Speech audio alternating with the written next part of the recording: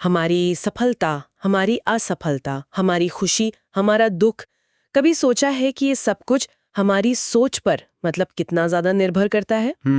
आज हम mindset mastery, एक किताब है, उसके कुछ बहुत ही दिलचस्प हिस्सों पर बात करने वाले हैं। बिल्कुल। और हमारा मिशन मतलब आज की चर्चा का जो मकसद है वो ये समझना है कि हमारी सोच हमारे भविष्य को कैसे बनाती है, और सबसे जरूरी, क्या हम इसे सच में बदल सकते हैं? लेखक एक बहुत ही कमाल का सवाल पूछते हैं। आखिर ऐसा क्या होता है कि एक इंसान को हर मुश्किल में भी कोई मौका दिखाई देता है और दूसरा इंसान वो उसी मुश्किल को देखकर घबरा जाता है? ये सवाल ही मतलब पूरी चर्चा का सारा है। सोच या माइंडसेट असल में एक चश्मे की तरह है। एक चश्मा? हाँ, जिससे हम दुनिया को देखते हैं। अभी हम पर है कि वो चश्मा कैसा है। किसी का चश्मा धूल भरा है तो उसे हर चीज धुंधली दिखेगी। किसी का चश्मा ऐसा है जो हर छोटी चीज को बड़ा करके दिखाता है, तो वो हर छोटी मुश्किल से डर जाएगा। और आज की बातचीत का सबसे शक्तिशाली आइडिया यही है कि ये चश्मा बदला जा सकता है। बदला जा सकता है। हम इसे उतार सकते हैं, साफ कर सकते हैं, या पूरी तरह बदल सकते हैं। असली पावर वही है। ठीक है, तो इस आइडिया को थोड़ा और गहराई से समझते हैं। माइंडसेट का मतलब सिर्फ पॉजिटिव सोचना नहीं है ना? नहीं, बिल्कुल नहीं। ये उससे कहीं ज्यादा गहरी चीज है। ये हमारे दिमाग का एक तरह से ऑपरेटिंग सिस्टम है, बिल्कुल। जो तय करता है कि हम किसी भी सिचुएशन पर रिएक्ट कैसे करेंगे। बिल्कुल। हमारी हर आदत, हर फैसला सब यहीं से शुरू होता है। अच्छा। और इस ऑपरेटिंग सिस्टम को समझने के लिए एक बहुत पुरानी लेकिन क्या कहते हैं, बेहद असरदार कहानी है। शायद कई लोगों ने सुनी भी होगी। कौन सी? दो भेड़ियों की कहानी। हाँ, सुनी है। एक दादा अपने पोते को बताते हैं कि हम सबके अंदर दो भेड़िए लड़ रहे हैं। एक भेड़िया गुस्से, डर, जलन और मायूसी का प्रतीक है। दूसरा भेड़िया हिम्मत, उम्मीद, प्यार और खुशी का। और ये लड़ाई, ये हर पल हमारे अंदर चलती रहती है। और जब पोता पूछता है तो दादाजी जीतता कौन है, हाँ, तब दादा का जवाब होता है जिसे तुम खिलाते हो। जिसे तुम खिलाते हो। ये सुनने में बहुत आसान लगता है, पर इसका असली मतलब क्या है? मतलब हम असल जिंदगी में इन भेड़ियों को खिलाते कैसे हैं? यही सबसे दिलचस्प सवाल है। खिलाने का मतलब है ध्यान देना। ध्यान देना। हम जिन विचारों पर अपना ध्यान, अपनी एनर्जी लगाते हैं, हम उन्हीं को मजबूत करते हैं। अगर कोई गलती होने पर हम घंटों तक खुद को कोसते रहते हैं, मुझसे हमेशा यही गलती होती है, मैं कभी नहीं सुधर सकता, तो हम असल में उस काले भेड़िए को खिला रहे हैं। अच्छा। लेकिन अगर हम सोचते हैं, ठीक है, ये काम नहीं किया, इससे मैंने क्या सीखा, अगली बार क्या अलग कर सकता हूं, तो हम उस सफेद भेड़िए को मजबूत कर रहे हैं। ये पूरी तरह से हमारी चॉइस है। ये चॉइस वाली बात बहुत बहुत अहम है, क्योंकि इसका मतलब है कि ये कोई जन्म से मिली हुई चीज नहीं है। और शायद इसीलिए लेखक इसे दो अलग अलग रास्तों की तरह दिखाते हैं। एक है फिक्स्ड माइंडसेट और दूसरा ग्रोथ माइंडसेट। हाँ, ये दो रास्ते, यही पूरी कहानी है। फिक्स्ड माइंडसेट वाले लोग मानते हैं कि उनकी काबिलियत, उनका टैलेंट, उनकी इंटेलिजेंस सब कुछ पत्थर की लकीर है। मतलब जो है बस वही है। हाँ, वो मानते हैं कि या तो आप किसी चीज में अच्छे हैं या नहीं है, कोशिश करने से ज्यादा कुछ नहीं बदलता। वहीं ग्रोथ माइंडसेट वाले मानते हैं कि मेहनत, सीखने और प्रैक्टिस से किसी भी स्किल को बेहतर बनाया जा सकता है। टैलेंट तो बस एक शुरुआती पॉइंट है। इस फर्क को समझाने के लिए किताब में अर्जुन और समीर की एक बहुत अच्छी कहानी है। हाँ। दोनों दोस्त हैं और दोनों को ड्राइंग का बहुत शौक है। एक स्कूल कंपटीशन में दोनों हिस्सा लेते हैं पर जीत नहीं पाते। अब यहाँ से दोनों के रास्ते अलग हो जाते हैं। अर्जुन, जिसका फिक्स्ड माइंडसेट है, वो सोचता है शायद मुझ में टैलेंट ही नहीं है, मेहनत करने का कोई फायदा नहीं, और वो कोशिश करना छोड़ देता है। हाँ, वो धीरे धीरे ड्राइंग करना ही छोड़ देता है। और दूसरी तरफ है समीर, जिसका ग्रोथ माइंडसेट है। वो हारने के बाद सोचता है मैं अभी नहीं जीता। ये अभी शब्द बहुत जरूरी है। अच्छा। वो सोचता है मुझे देखना होगा कि जो जीता है उसने क्या अलग किया, मुझे और प्रैक्टिस करने की जरूरत है।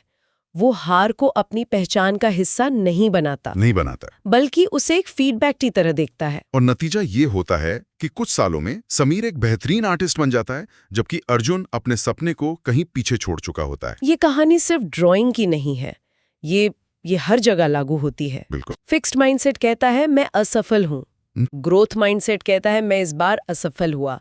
इन दोनों वाक्यों में जमीन आसमान का फर्क है ना? बहुत बड़ा फर्क है। एक फुल स्टॉप है और दूसरा कॉमा। अरे वाह! एक फुल स्टॉप है और दूसरा कॉमा।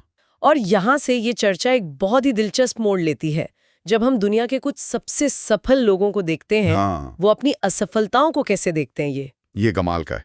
स्टीव जॉब्स को ही लीजिए। 1985 में उन्हें अपनी ही बनाई कंपनी एप्पल से निकाल दिया गया। सोचिए जरा, ये किसी के भी करियर का अंत हो सकता था। बिल्कुल, कोई भी सोचेगा कि अब सब खत्म।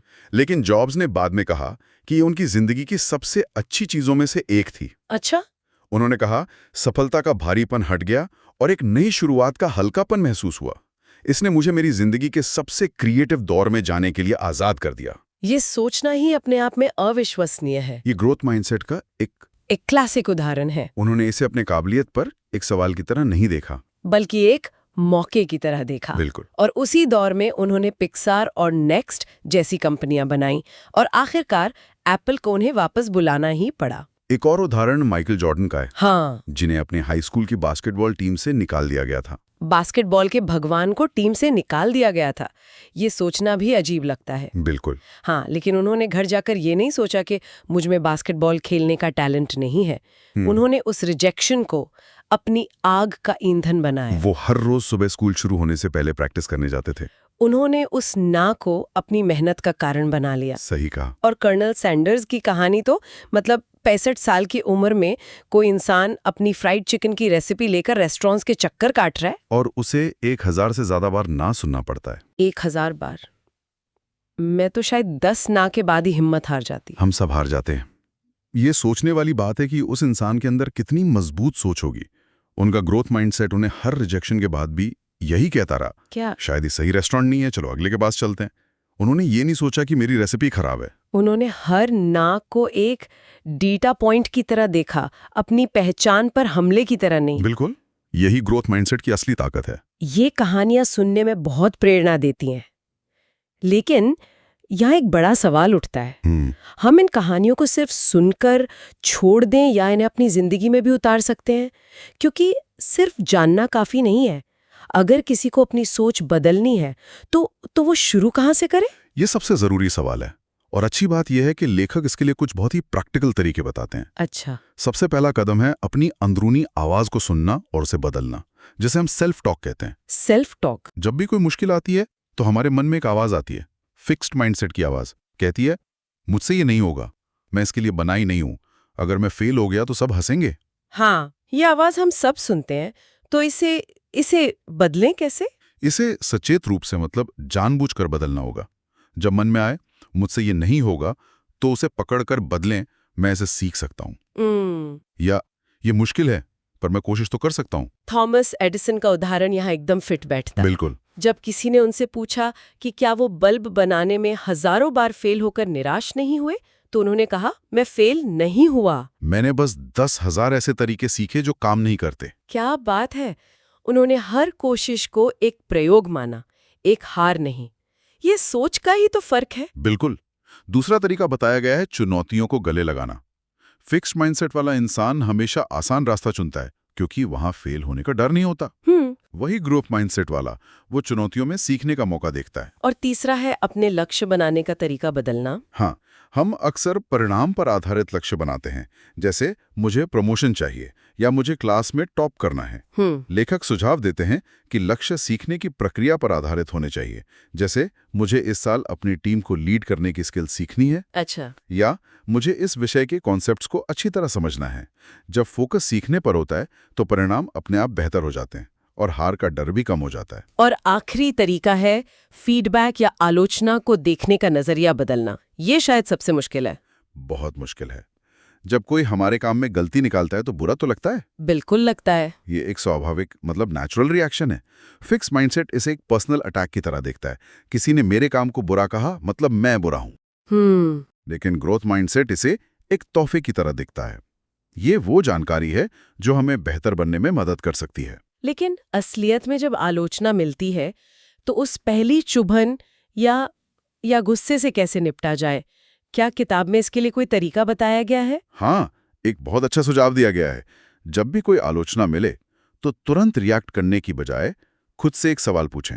क्या सवाल? इसमें मेरे लिए क्या सच हो सकता है? अच्छा, इसमें मेरे लिए क्या सच हो सकता है? हाँ, जरूरी नहीं कि सारी आलोचना सही हो, लेकिन शायद उसमें 1% भी सच्चाई हो जो आपके काम आ सकती है। इस एक सवाल से आप डिफेंसिव होने की बजाय जिज्ञासु बन जाते हैं। और तभी आप उस फीडबैक से कुछ सीख पाते हैं। बिल्कुल। ये एक बहुत ही पावरफुल आइडिया है और शायद इसीलिए ड्वेन द रॉक जॉनसन जैसे लोग हमेशा कहते हैं कि अपने आसपास ऐसे लोग रखो जो आपको सच बताएं, जो आपको चैलेंज करें। हाँ, जो आपको चैलेंज करे। आपका माहौल आपकी सोच पर बहुत असर डालता है। बिल्कुल। अगर आप ऐसे लोगों के साथ हैं जो हर बात पर शिकायत करते हैं तो आपका माइंडसेट भी धीरे धीरे वैसा ही हो जाएगा। और अगर आप ऐसे लोगों के साथ हैं जो चुनौतियों को अवसर मानते हैं तो आप भी वैसा ही सोचने लगेंगे। तो ये तो हुए माइंडसेट बदलने के कुछ तरीके, लेकिन किताब में एक बहुत ही शक्तिशाली तकनीक का भी जिक्र है, विजुअलाइजेशन। हाँ, विजुअलाइजेशन यानी अपने दिमाग में कल्पना करना कि आप अपने लक्ष्य को पहले ही हासिल कर चुके हैं। हाँ, ये सिर्फ सोचने से कहीं ज्यादा है। ये उस सफलता को पूरी भावनाओं के साथ महसूस करना है। इसका सबसे मशहूर उदाहरण जिम कैरी की कहानी है। हाँ बिल्कुल। जब वो एक स्ट्रगलिंग एक्टर थे, उनके पास कुछ नहीं था, लेकिन उन्होंने खुद के लिए $10 मिलियन का एक नकली चेक लिखा। अच्छा। हाँ, उस पर डेट डाली और उसे अपने वॉलेट में रख लिया। वो हर रोज उस चेक को देखते और कल्पना करते कि एक दिन उन्हें फिल्म के लिए इतनी ही रकम मिलेगी। और कुछ साल बाद फिल्म डम एंड डम्बर के लिए उन्हें ठीक $10 मिलियन का चेक मिला। सुनने में ये किसी जादू की तरह लगता है। हाँ बिल्कुल, लेकिन क्या ये सिर्फ एक संयोग नहीं हो सकता? हजारों लोग ऐसा सोचते होंगे पर सफल तो कुछ ही होते हैं। क्या लेखक इस पर कुछ कहते हैं कि विजुअलाइजेशन और किस्मत में क्या फर्क है? ये बहुत ही जरूरी सवाल है।